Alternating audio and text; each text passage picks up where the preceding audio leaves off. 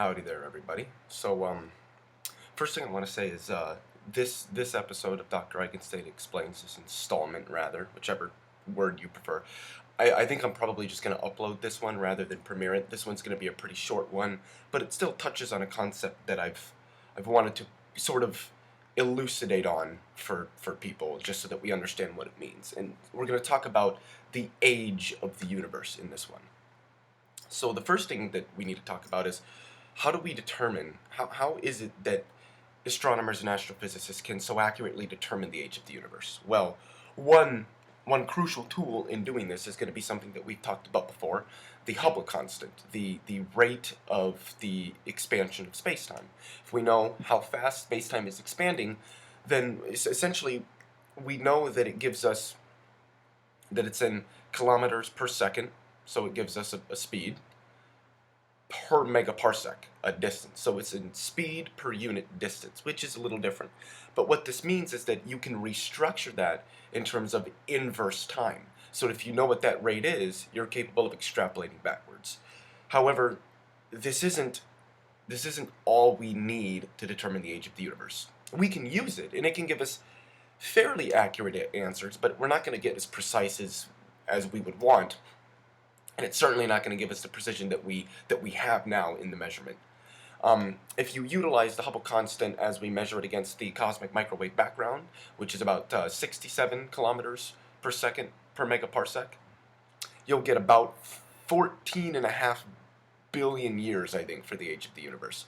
If you utilize the Hubble constant that we would get from using standard candles, you get 73, roughly 73 or 74 kilometers per second per megaparsec. That's going to give you about 13.4 to 13.5 billion years. So there's a good billion-year gap between those two, but they're still fairly close. So if we want to get really precise, we need the Hubble constant, but we need something else with it. We need to know the makeup of the universe, how much matter and radiation exists within it, and what forms they take. Because the thing is, the Hubble constant is actually pretty intimately tied to the structure, the makeup of the universe, whether it's matter, radiation, and how much of each it's made up of, and how these different forms of matter and radiation or energy can affect space-time and what it does. And we can put these two together, and we can get a really, really accurate measure for the age of the universe. And when we utilize both these together, we generally get about 13.77 billion years, I think, are the most recent accurate estimates. About 13.8 billion years. So we can confidently say with a high degree of precision that the universe is just under 14 billion years old. It's 13.8 billion years old. So that's the age of the universe. But what does age of the universe mean? What does it mean to say that the universe has an age? And this is one of the reasons why I've wanted to touch on this for a while. When we talk about the age of the universe, we're not actually talking about the amount of time the universe has been extant as some object. That isn't the right way to look at it. When we talk about the age of the universe, what we're really saying is how far back in the universe's history, in the universe's evolution, are we capable of going with our current physical models and our current understanding of the universe? Well, we can go back about 13.8 billion years. But that doesn't mean that that's how long ago it was that the universe started, or that's how long the universe has existed for. That's not the right way to look at it. And that's certainly not the way that most astrophysicists or cosmologists would be looking at it either. They would state that when we talk about the age of the universe, we're talking about how far back our current understanding of what the universe is capable of taking us. And based on what we currently know, we can get a very precise number, a very precise quantity, value for what the age of the universe is, and it's 13.8 billion years. But that shouldn't be construed as that's how long the universe has existed for. We know that we can go back prior to this, we just don't currently have the proper physical models that are going to help us or aid us in doing that.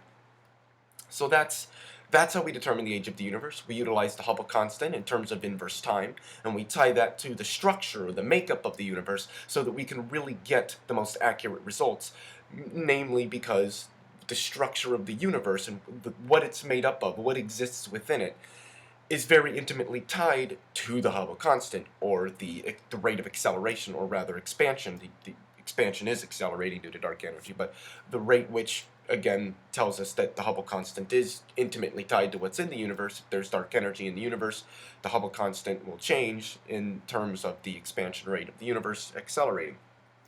But the Hubble constant is tied, the rate of the expansion of spacetime is tied to what's inside of spacetime.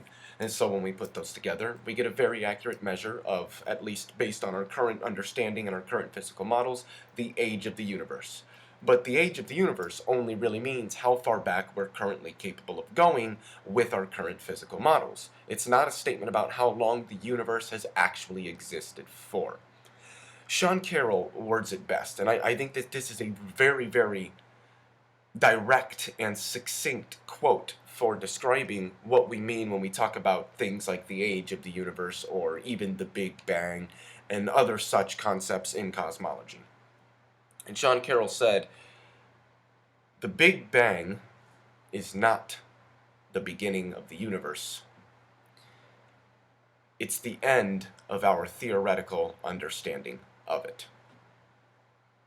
And this is why, when we talk about the beginning of the universe, most lay people aren't going to understand that in the same framework that most cosmologists are.